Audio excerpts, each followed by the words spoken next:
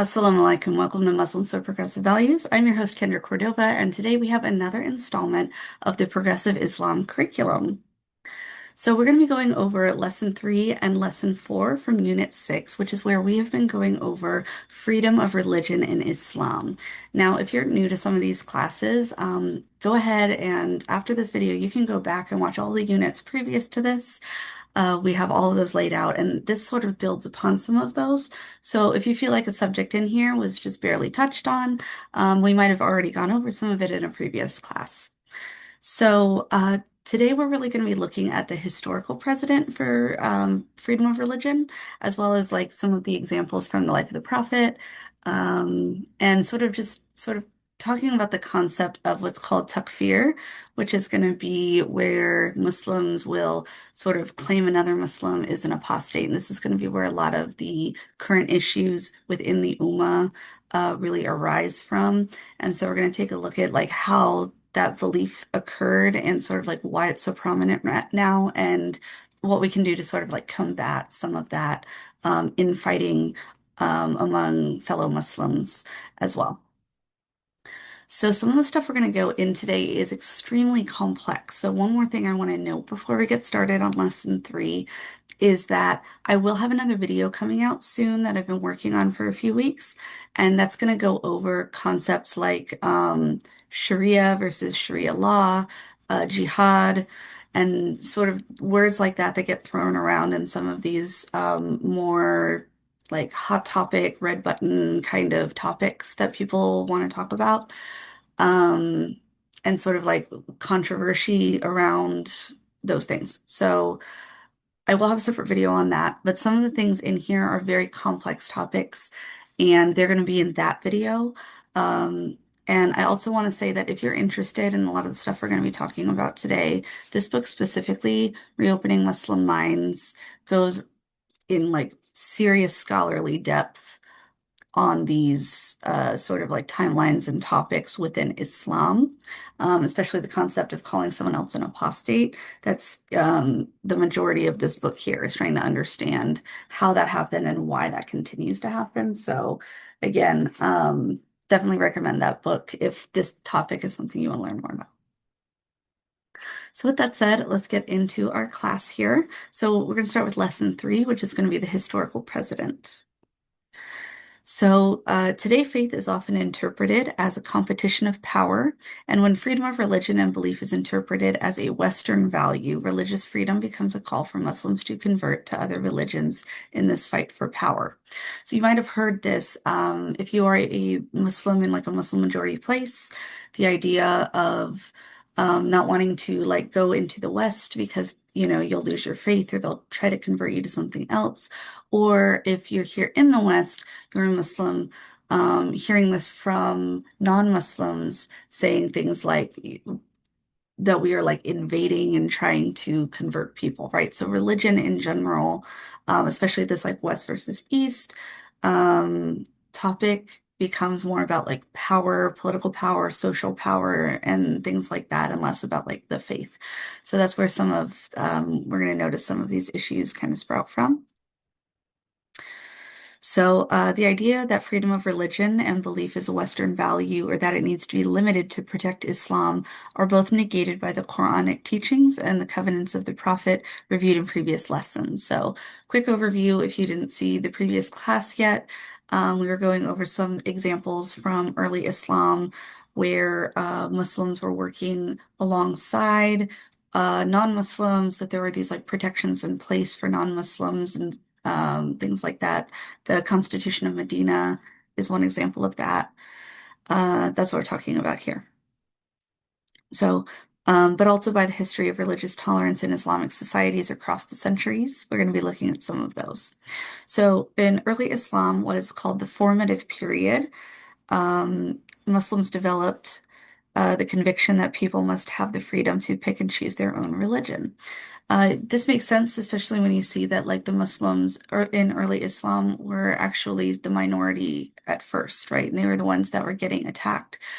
And oftentimes, which we've talked about also in previous videos, is that the population that isn't in control is very wide open to seeing how injustices can happen when you have this one-sided only the people in power are correct when it comes to self-expression and belief and those sorts of things, and how that can lead to mistreating minority groups or people that disagree with those in power. And so, as you know, Islam is developing, and in the Quran itself, the focus is that we all need that freedom. That's an Islamic belief here. That's like core in the Quran and in early Islam, is the idea that yeah, that you have this freedom to pick and choose your religion.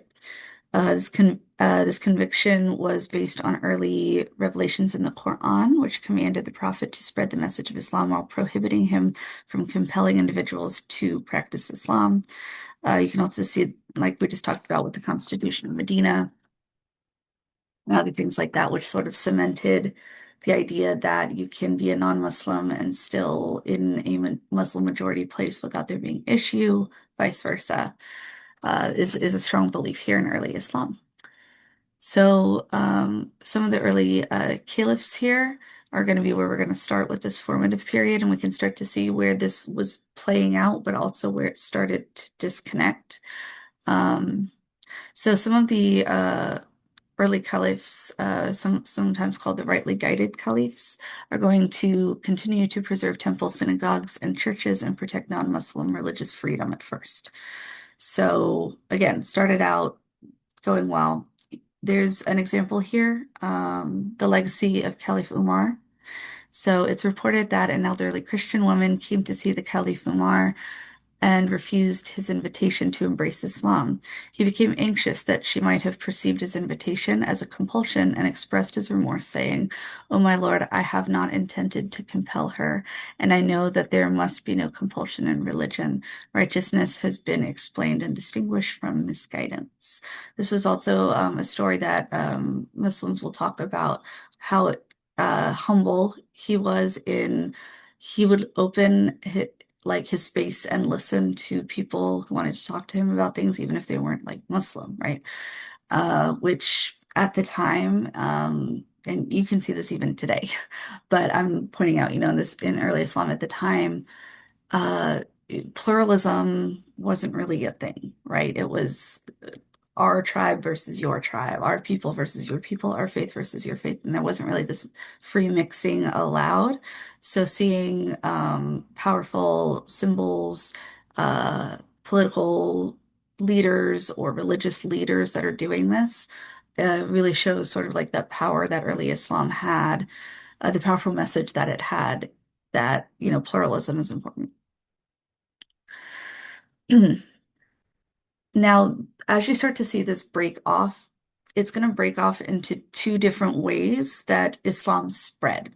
And when you see how it spread in certain areas, it really affected how this freedom of religion was expressed in that specific area and under those leaders.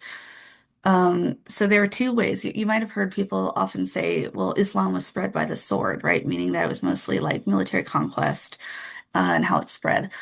That is only half true.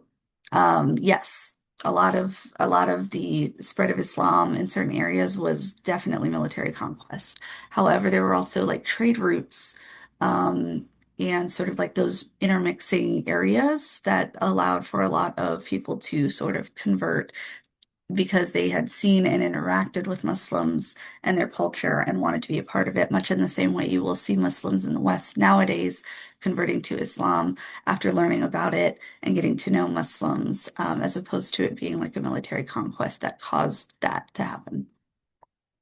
So with freedom of religion, you're going to see sort of like a rift here, depending on how that happened. So if expansion in that area took place by force, there was limited religious freedom, forced conversion. While forced conversion might not have been practiced, certain places of worship were destroyed or occupied.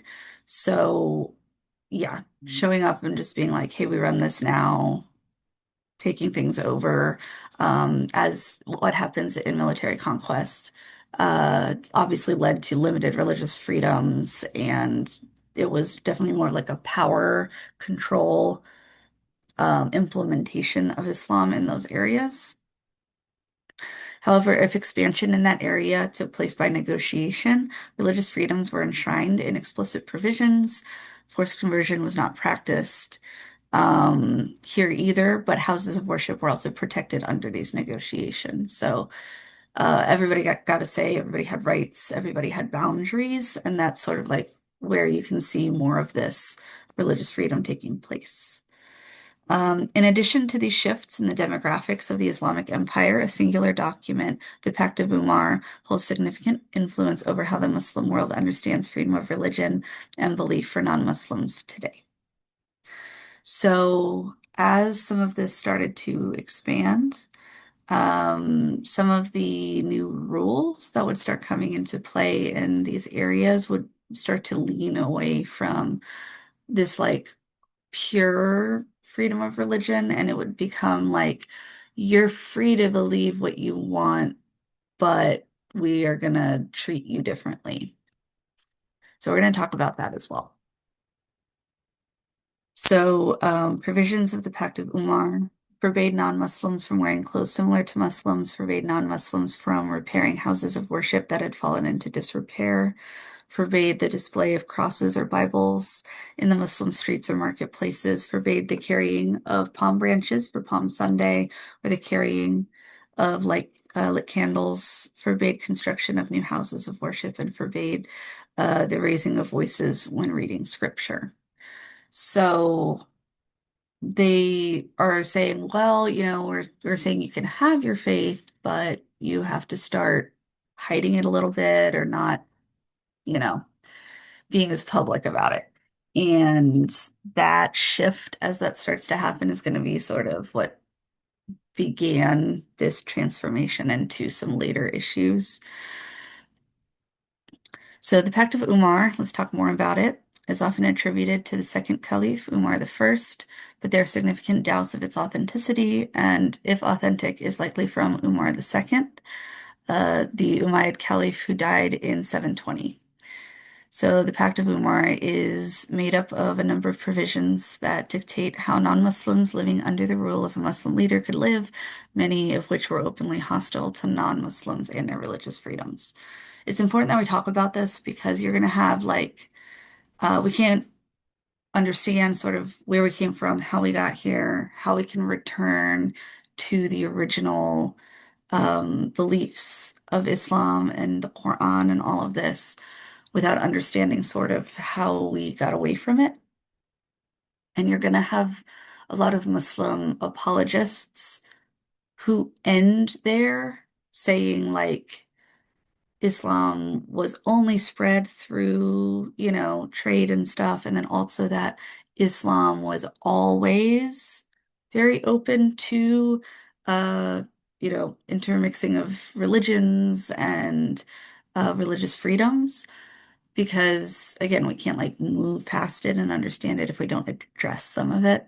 So there isn't a black and white here. It's not like Muslims are super intolerant people who hate anybody that's not Muslim and want to oppress everybody because there are tons of examples and we're going to go through those where that's incorrect, but also that it's not that, throughout history in every area that Muslims have been in charge or been the ones like enforcing the laws of an area, that they have always been very fair about it either. So that's why we're going to take a look at these. I want to make that kind of clear to you guys that we're not spinning it in either direction in this black or white thing. We're just taking a look at all of this so we can understand sort of what happened. So moving on, the pact also stated that if any of the provisions were violated, the covenant, which did offer some protection for non-Muslims, would be nullified, and the non-Muslim religious groups would be at risk of prosecution. Uh, it is this document rather than the covenants of the Prophet or the Quran that form the basis for many arguments that classical Islamic jurists developed to establish how non-Muslims should be treated in Muslim states. One particularly impactful legacy of this document is the concept of dhimmi. So this establishes an arrangement for non-Muslims living under Muslim rule, allowing them to freely practice their faith, but which also required them to pay dues to the government and limited their political and religious influence in the wider community. So again, very complex. Some of it is very positive and some of it was negative. You got to kind of take it one section at a time, one leader at a time, one group at a time, while you're going through these periods. Moving on to the middle period, so that's going to be 1000 to 1800 CE. Islamic empires implemented a variety of policies influenced by the Quran and the covenants, but also by the Pact of Umar and other regressive opinions of traditional scholars. The millet system in the Ottoman Empire, 1299 to 1923 CE, demonstrates how these dueling influences came together to protect but also inhibit the rights of non-Muslims living in majority Muslim societies. The millet system, from the Turkish word for religion or religious community, was first applied by Sultan Mehmet, who sought to give the right to practice their own religion and protect places of worship. So again, it was like, hey, I want to make sure that we enshrine this, we make sure that this is set, boundaries are set, that everybody can have their system. So the system guaranteed religious communities wide degrees of autonomy in a Muslim-led state, especially because Ottoman authorities condemned coercion and often highlighted the voluntary nature of faith. Numerous accounts highlight the religious freedoms protected in the Ottoman Empire, with freedoms protected in the with instances of local, I can't read my own notes, with, with instances of local Muslims and their non-Muslim counterparts working to repair monasteries. So the millet system here is going to be like separating people into groups. So it was going to be like Jews, Muslims, Christians, Turks, Arabs, Armenians, Serbs, Bulgarians, Greeks, Albanians, etc. And then the system you would follow would be based on like which group you were in. A modern version of this you could kind of sort of compare it to. Again, it's very different because societies and cultures are very complex, but you could almost kind of here in the West understand it kind of like as like the states, right? States versus federal. So you've got like the overarching group that's in charge of everything, but then you also have like the different sections and they can sort of make rules and apply them as needed as long as they still fit within this like overarching system. Um, In the aftermath of the Spanish Crusades, Jews fleeing Catholic persecution in Spain relocated to the Ottoman Empire, seen as a place of safety for religious minorities. So you're also going to hear this mentioned a lot, which is great, which was that during times like this, um, Muslim cities, Muslim territories were seen as the tolerant or progressive option. People would even go to Muslim courts, sort of like judiciary uh, events here to sort of bring their cases because they thought that it would be more fairly judged in these places. So at the time, the Jews or others would like come if they were actually trying to flee religious persecution because of this tolerance.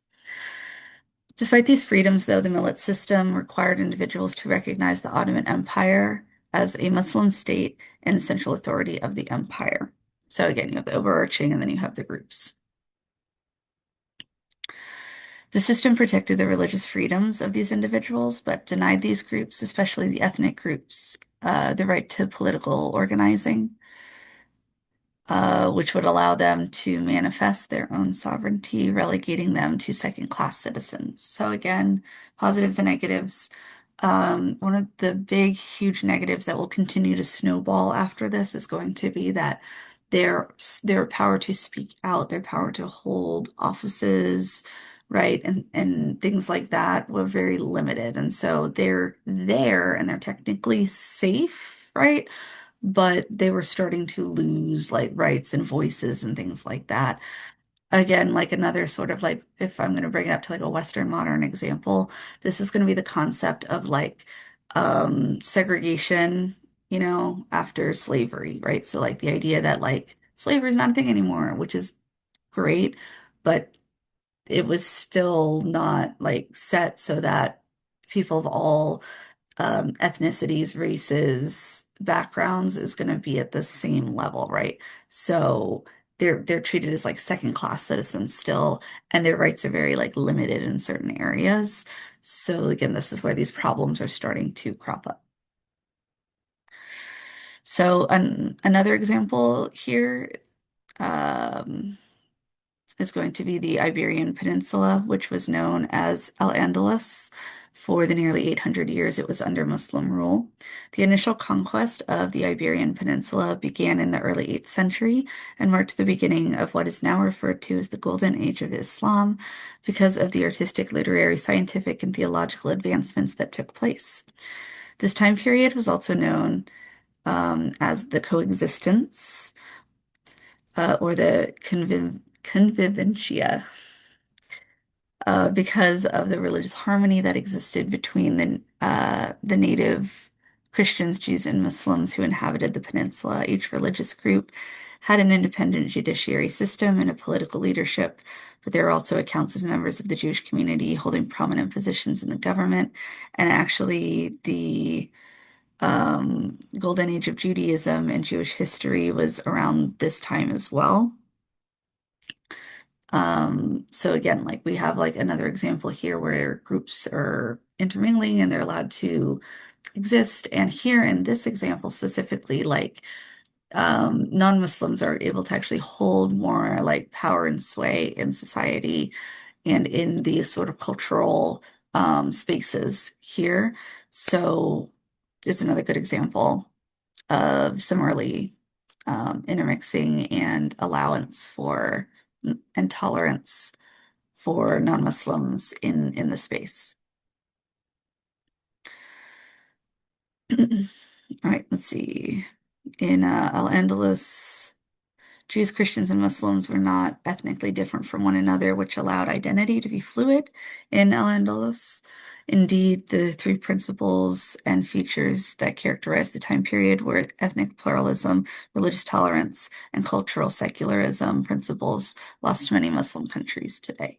So yeah, during these like earlier periods in Islam, again, there are examples, tons of examples where it doesn't have to be this black and white thing, right? Um, Final example here we're going to give is from the Muslim-ruled Bengal. Um, this is going to be from 1204 to 1757, made up of parts of modern-day Bangladesh, India, and Nepal. Bengal was significantly influenced by Sufi saints who promoted equality and moral conduct rather than faith identity. Values that helped to cement Islam in Bengal, but also across India, also across India. And the Muslim rule of Bengal was characterized by a promotion of human rights, religious harmony, and interfaith tolerance between religious groups. So this is an example. This one, and then the Al-Andalus example is what can be referred to as like horizontal versus vertical thinking. So horizontal thinking, when you're looking out at a group of people around you, is going to be that like we're all different, but we're all equal, right? So if you're looking at like a graph, it's the idea that like we're all on the same like footing, we're all on the same like level here, but we're in different sort of places on this like like scale, right? It's spectrum of expression and belief and race and ethnicity and culture, but like we're still all equal. However, vertical thinking is going to be when you fall into this like caste system type thing where you're going to look at a group of people and you're going to be like, well, I'm better than this one, but maybe I'm like I see myself or my group as below this other one, and you start ranking each other and you start ranking yourself within it. And that's when you get to this lack of an equality and equity because you're looking at each other as like weighing, are we better or worse, instead of just like we're different, but we can all agree that we're all people, which really needs to be the basis of this. Mhm. In Bengal, there were also some examples. Um, they had some examples, let's see, of like Hindu imagery, which can be found on certain grave sites and tombs, and even like as a part of some of the mosques. So there are also historical instances of Christians eating pork and drinking alcohol without punishment, by Shah Jahan, the ruler at the time.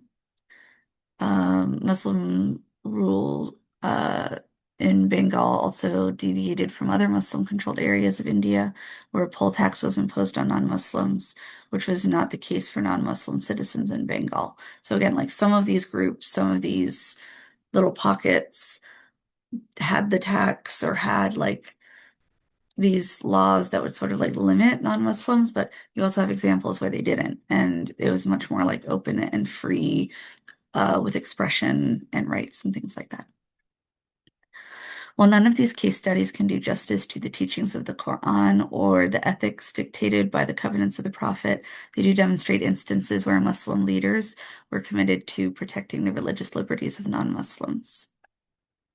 I think this is really important, not just because it can help us, as it says in the book I showed you guys earlier, reopen Muslim minds, but because we do still have a lot of tension here in our modern world between this whole concept of like West versus East or Islam versus Christianity, and being able to look back centuries ago and be able to say, like, even then, like, they could make it work. Like, it's worked before, it can work now.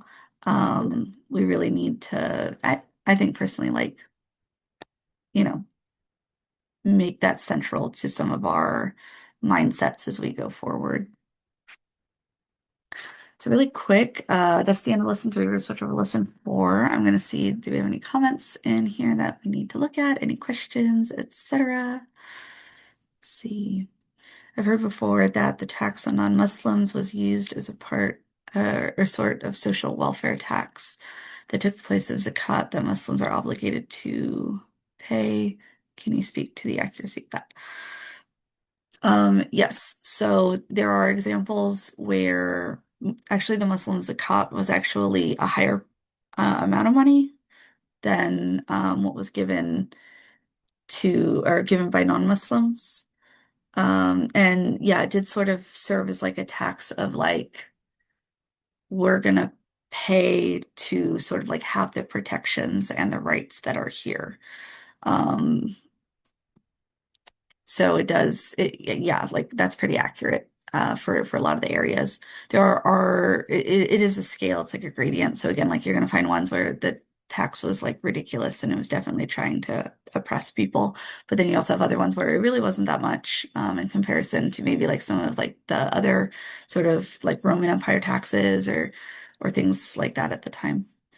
Um, Really just case by case, which is kind of what we showed here with these three cases. The concept, though, yes, is that like you're paying and contributing to the sort of like system that is going to protect you. All right. So with that said, let's finish with the second half of our class here. This is going to be on takfir. So this is very, again, like this is like one of those like hot topics that everybody wants to talk about because it is very important. It's all over like mainstream conversations and news from either side. So we need to talk about it. So perhaps the biggest challenge that presents itself in honoring the principle of religious freedom in the Quran, the covenants of the Prophet, and the historical precedent for protection of these freedoms across Islamic societies is the practice of takfir. So takfir is different than takbir, which is going to be another word you're going to hear a lot. So takbir is like the praise of Allah, so like Allahu Akbar. Takfir with like the like F sound here is going to be that opposite. It's going to be the idea that someone is like considered like an apostate or has left Islam or is no longer a believer, not like a real believer. And so we're going to talk about sort of like how that sort of came to be what we're talking about. So the roots of takfir, there's a kafir, which is one who hides or covers, and kufr, which is going to be a vice or unbelief. While the word takfir does not appear in the Quran, kafir, its root word does. So in the Quran, There are two types of kufr. So this is going to be the disparaging of Islamic teachings and the act of a vice, whether it be theft, ingratitude, or murder. So in Quranic exegesis, kufr is typically understood to be ingratitude towards God, but there's no implication that kufr would result in excommunication or falling out from the religion. So there are examples in the Quran that like talk about it, but it's not like assign some, like death penalty punishment or anything like that. Um, it's kind of like the idea of in the Quran, there's that story of the man who has like a really nice garden, right? And like his neighbor doesn't. And the guy with a really nice garden was like, wow, God must love me, must think I'm awesome because I have all this stuff, right? And becoming super selfish and thinking it's like all about him. So this is sort of like that ingratitude towards Allah in a more mild sense. Takfir was used to sanction violence against leaders of Islamic states and empires who did not apply a radical interpretation of Sharia law in their style of political rule. And over the centuries, it has become normalized as a term that can be directed at any individual, group, sect, or denomination to normalize the sanction of violence against them. So, as we look at this, I we talked previously about sort of anywhere it's talking about violence, it's usually talking about like war specifically.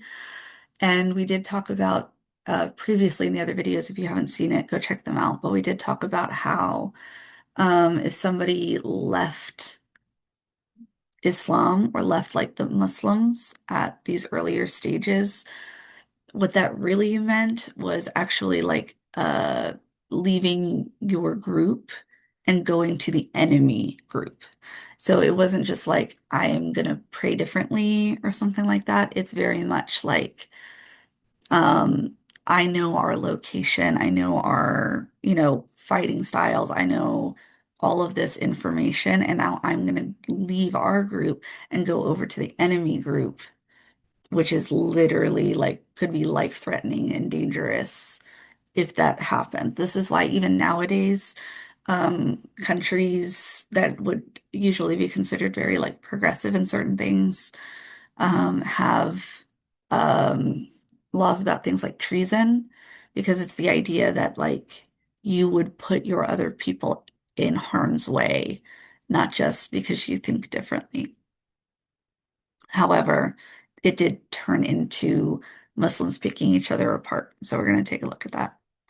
So possible victims of takfir is going to be Muslims who commit sins, Muslim rulers who do not rule according to a strict interpretation of Sharia, Muslims who are not members of a particular extremist group, Muslims who do not comply with the accuser's definition of Islam, are often accused of being kafir.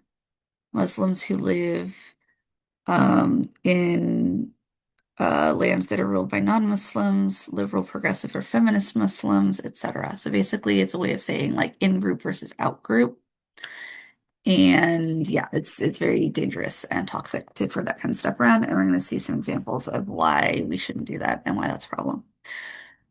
Again, a little silly that we have to have that conversation, but we're here because this topic does come up, and we need to be able to back up these claims with Islam itself to sort of break them down and push back against them when they do appear. So, despite the widespread use of this phrase, the term was never mentioned in the Quran and didn't appear until 100 years after the death of the Prophet Muhammad, peace be upon him. The phrase takfir first appeared in the 7th century, introduced by a group. The Qajarites takfired Caliph Ali, killing the cousin and son-in-law of the Prophet Muhammad, peace be upon him, in the aftermath of Ali's death in 661. The Qajarites declared both Sunnis and Shias to be kafirs worthy of death, therefore permissible to attack Muslim civilians during wartime. So this is going to be like one of the earliest examples of saying like, well, we're the real Muslims, they're not. So death penalty because they're not real Muslims. Their interpretation of kufr and kafir, that the accused was actually an unbeliever or non-Muslim who claimed to be a Muslim but rejected the true teaching of Islam, differed from traditional interpretations of the words in Quranic exegesis, but established the understanding of the word takfir as we know it today. So basically, you start to have a group come in that disagrees with another group, and they come up with a justification for violence, a justification for um, fighting, for killing, for power and control. They try to tie it back to Islam, even though previously in the last 100 years it was never used like that. For a few centuries, the practice of takfir sporadically, but continued sporadically, but was repopularized in the 14th century. Um, this was by Ibn Taymiyyah, an Islamic scholar and theologian. During his lifetime, he issued numerous fatwas declaring numbers of minority groups, including Shia, Sufis, Tartars, and a whole bunch of other people, honestly, as kafirs. We're going to see a pretty long list here coming up in a minute, as this spreads to more and more groups. He also declared takfir against Muslim leaders of the time who refused to mandate or enforce the strict interpretations of Sharia law. He called for the killing of these leaders and minority Muslim groups, justifying the suppression and violence with his reliance on the practice of takfir. So again, someone gets into power and they find the other and they try to use their own interpretation of religious justification for violence. And that's how that goes, right? We can even see that going on very heavily here in the United States, right? With the whole like ICE immigration going after the minorities. And a lot of the people who support this, right, are like the people who are like wearing crosses, very vocally like Christian, but they're trying to use like their belief and status as sort of a justification for going after people that are different than them. And that's really what this was. Um, so the fatwas issued influenced Muhammad Muhammad ibn Abdul Wahhab. So Wahhab, you've probably heard that with like Wahhabism or Wahhabism. And that's going to be a very like strict, very, very strict, very harsh and intolerant form of Islamic interpretation. So he was an 18th century scholar who lived and taught in Saudi Arabia, and his interpretation of Islam, al-Wahhab, declared that a number of Muslims, including the Shias and Sufis, were unbelievers. Wahhabism, um, people who subscribe to it now are called, it's known as Wahhabism, and are disseminated across the Muslim world using financing from Saudi Arabia, whose government is made up of its descendants. So again, you get in power, you get money, you try to find a way to keep that power and money. And one of the ways you do that is by creating sort of like a scapegoat or like an out group that you can then sort of get everybody's attention on instead of the attention on you. Um, we're praying for the people in like Iran right now and everything that they are fighting for and going through. But I want to point out that sort of like that is another modern example of sort of having this like strict interpretation that is then used as a way to create like power for very specific people and then oppress, right, fellow Muslims. Like instead of looking out and saying, while we come from different schools of thought or we come from different examples of the way that we interpret or practice, we're all Muslims. Instead, you create these in groups and out groups, and you start to tie them into this concept of something like awful, right? So just being like, it's the end of the world or God's judgment. And you just try to use that as an example of why you can justify this injustice, this treatment of people who are different than you. So if you go into our Islam curriculum, you can actually see that this entire timeline of sort of how it developed.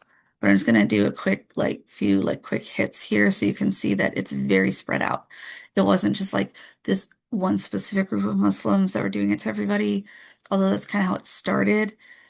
Um, it it spreads so much that it's in every group at this point. In Reopening Muslim Minds, but basically that this entire book is on that topic.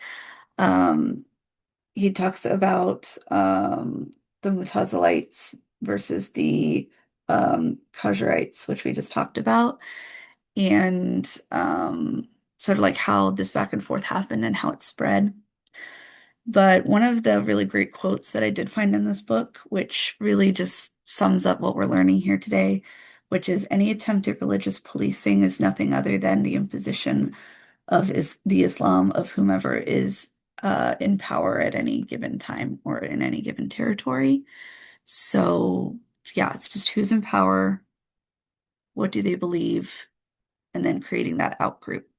Um, there's examples of uh, Andalusian scholars who had some of the scholars became the first to call for the death penalty of those accused of being kafir. We talked about Al-Wahhab, right, founder of the Wahhabi movement. He takfired swaths of Muslims for kafir practices. We have Sunni scholars from modern day Turkey who takfired Mongols. That was 14th century.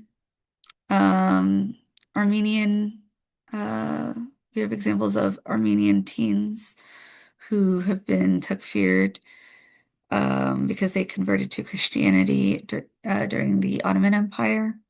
We have Afghan Muslims who converted from Sunni Islam to the Ahmadiyya Islam. They were accused of apostasy and had death penalties as well. There's also the Muslim Brotherhood in Egypt. And they've had fatwas that were put out, and any Muslims who didn't practice the strict Sharia, uh, the interpretations that they had of Sharia, the Sharia law that they had, were considered apostates. There's a super modern example of obviously like the Salman Rushdie issues there, right? Being an author who spoke and wrote freely in a way that was considered um, very offensive to large groups of Muslims and also very like, especially the very like strict Muslim groups. And so the Ayatollah Khomeini, who we are talking about right now with the stuff going on in Iran, issued the fatwa asking for his assassination. Egyptian President Anwar el-Sadat was assassinated.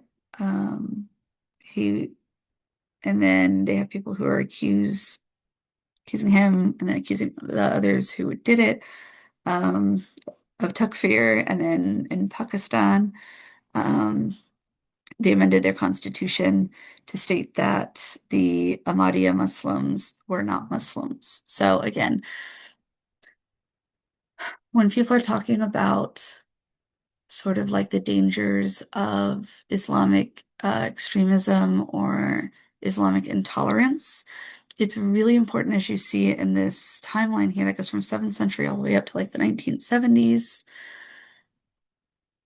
all over different areas of the Muslim world, that the biggest group of victims to this sort of thing are other Muslims. So when we're talking about this intolerance, a lot of times it's Muslim on Muslim intolerance, right? And it's really ripping our ummah apart. I had a talk previous to this class with a close friend of mine, and him and I were talking about how just going right to the like the masjid or just being in public, if you have anything that might be seen as wrong, how you will immediately start getting like targeted verbally, or shamed or things like that. Like we have over the centuries fallen into this as somehow believing that this is like a pillar of Islam almost, of calling each other out and trying to decide who's the right type of Muslim. And it's very, very dangerous. I have two examples from the Quran, and then we're going to look at a couple examples of hadith that actually point out that you shouldn't be doing that. And that's going to be sort of like the closing here of our lesson, really. So, Surah 8, Ayah 46 is going to be, and obey Allah and His Messenger, and do not dispute amongst yourself, lest you lose heart and your strength depart, and be patient. Indeed, Allah is with the patient. So, again, not infighting. That doesn't mean that you can't have disagreements or you can't have conversations and ask questions and go back and forth with that. But the moment you start like actually infighting with each other, right?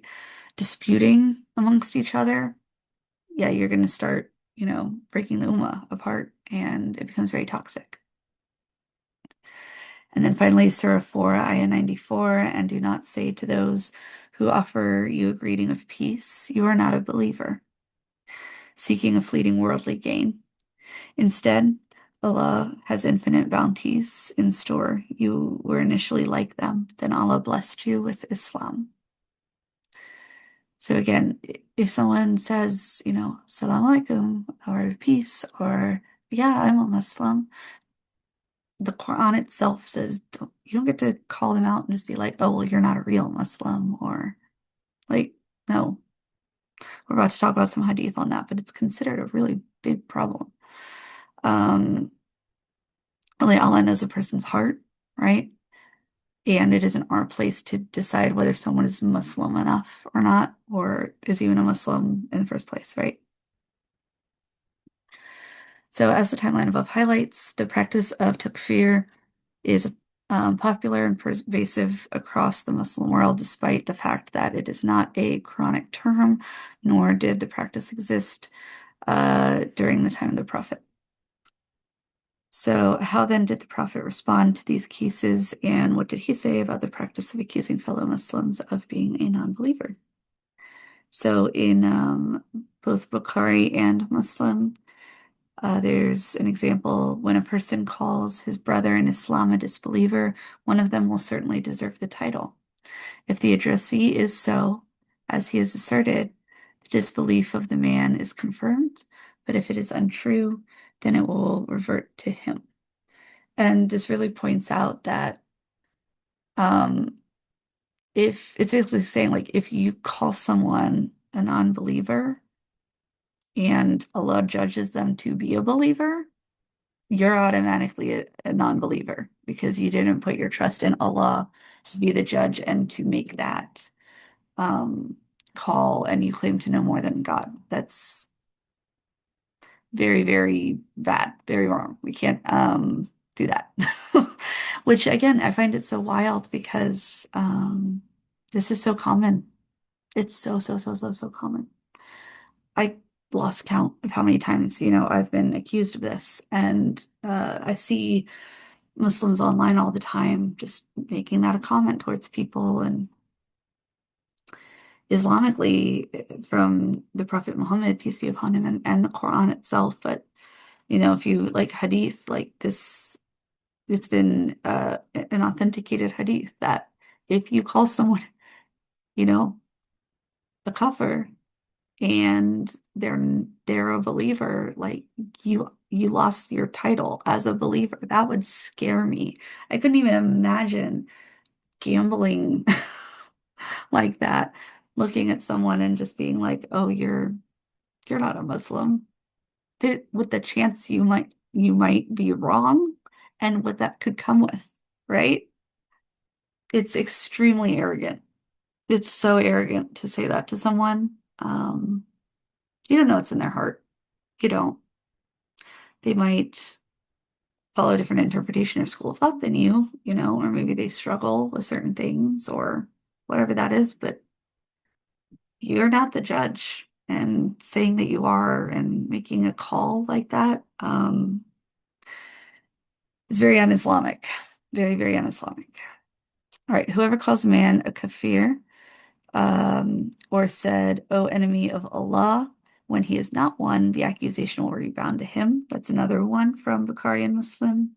And there's one more from Bukhari, which is a man does not call another as fasik or kafir, except that he will be the apostate if the other is actually not. So there's three versions of this, three examples that are all in like Bukhari as well as others saying this. Do not look at someone and accuse them of something like this. It's wrong, it's un-Islamic, and you do not have the ability to know whether you're right or not. So don't do it. That's how you tear apart the ummah. People think it's because we have differences that makes the ummah fall apart, but it's not the differences. It's the way that you're reacting to the differences. It's the way that you are engaging with the diversity, right? The Quran says to go and meet all of these different people, that Allah made everybody different so we could all learn from each other, so we can all get to know each other. If you start doing this, you're basically negating the whole purpose of the diversity. Okay, two more hadith. And I do want to note, yes, we're using hadith. We have stated in previous classes and videos that it is always important to make sure that the hadith that you're using, first of all, are authentic, which can sometimes be very hard to tell even when they've gone through them over and over and over, um, just because of, as we talked previously, sort of like the system and how it came about. And then also, um, I do want to note though that if the hadith aligns with the Quran, right, scholars almost universally agree that therefore it's correct because it's already been confirmed in the Quran. So those quotes I gave you from the Quran, right, talking about how not calling someone who greets you with peace a non-believer tie directly into these hadiths. So therefore, like these would be confirmed by the Quran itself. Um, so here's two other ones, according to Bukhari. After Hijrah, a man came to Medina and converted to Islam while there. Shortly after his conversion, he went to the Prophet Muhammad, peace be upon him, and informed him that he wanted to return to his former religion. The Prophet accepted this, letting him go free without condemnation, violence, or penalty. I see a lot of Muslims that talk to new Muslims or people that want to convert to Islam, and they'll get very serious about it because of sort of our mindset on takfir, right? That like if someone were to convert and without really thinking about it and is too hasty, and then they ended up going back to their original faith, that now it turns into this huge deal. There's the hadith here. Um, if you want to get specific on it, so it's Bukhari, Sahih 992, Hadith 424. So you can go look that one up. And then finally, this other hadith we have is according to Bukhari. During a battle, a companion captured an opponent who then quickly converted to Islam. Believing the conversion was done out of fear and therefore was not sincere, the companion killed him. When the Prophet found out, he accosted the man, asking the companion if he had cut open the man's heart and ascertained whether his heart had uttered it or not.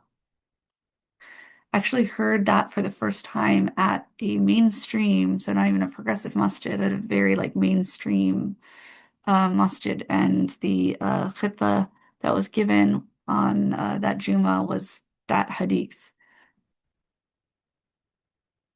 Again, this is literally making the point that like there is no way for you to know like what's in a person's heart. You don't know what they believe, you don't know what they think, you don't know how they really truly feel.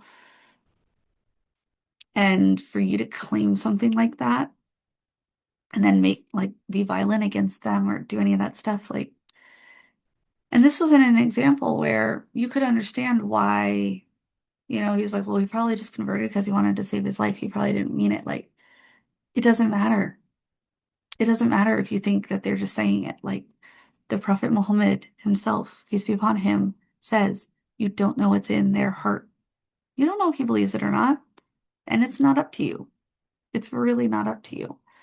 When you accuse someone of being a a disbeliever or an apostate or whatever, like, again, that level of arrogance is very un-Islamic. It's not okay. It's just not. And Hadith and Quran point that out over and over again. So last page here of notes that I want to go over with you guys is going to be religious freedom protections in the Quran. So the Quran forbids violence against one another.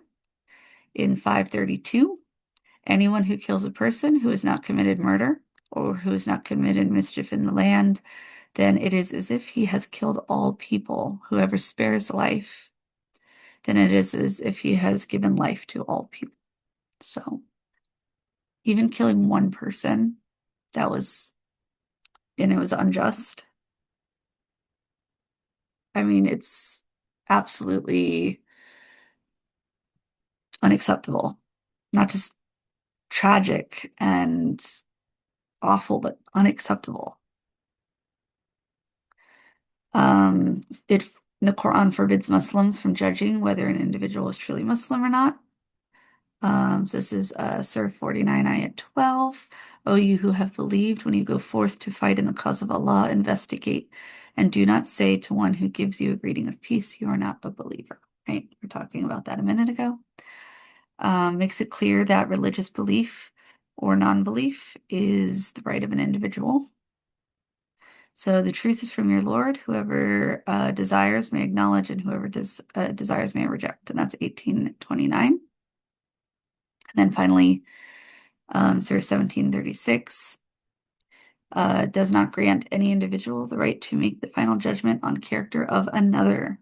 Do not uphold what you have no knowledge of, for the hearing, eyesight, and mind, all these are held responsible for that. Right? So you know what you saw, you know what you heard, and all of that, but you don't know what somebody actually truly feels and thinks on the inside. You don't. And if you claim you do, that's arrogance. In the same spirit of Prophet Muhammad and in compliance with the Quranic teachings, in 2017, the highest religious Sharia committee in Morocco concluded that, quote, capital punishment was administered for political reasons in antiquity and was not invoked against those who left Islam. Both the Quran and Hadith present evidence that not only is takfir an impermissible practice according to Islamic teaching, but the Muslims instead are commanded to advocate and protect religious freedom both for themselves and for their non-Muslim counterparts. So with that said, thank you for coming to this lesson here as we go through the Progressive Islam curriculum together. Don't forget to like and subscribe if you aren't already, and if you're looking for a progressive place to give that zakat money, Muslims for Progressive Values is that place. You can go to mpvusa.org. And inshallah, we will see you in the next video.